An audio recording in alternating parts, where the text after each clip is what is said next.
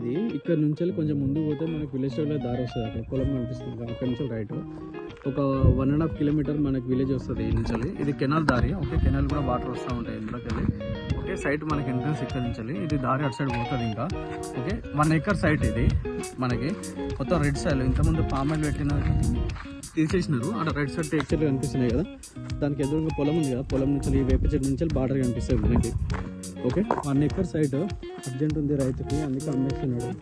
Site మొత్తం space shape ఉంటుంది. ఇట్లా లెఫ్ట్ సైడ్ వేప చెట్టు కనిపిస్తుంది కదా, ఆ కింద వేప చెట్టు నుండి అక్కడ రైట్ సైడ్ వేప చెట్టు కనిపిస్తుంది కదా, ఇది బార్డర్ మనకి మొత్తం స్క్వేర్ షేప్లో వస్తుంది. అక్కడ రైట్ సైడ్ వేప చెట్టు నుండి ఆ వేప చెట్టు, ఎలక్ట్రిక్ పోల్ అవతల వేప చెట్టు కనిపిస్తుంది కదా, అక్కడ నుండి ఆ వేప చెట్టు ఎదురుగా చుట్టూ బౌండరీస్ మొత్తం వేప చెట్లు ఉన్నాయి.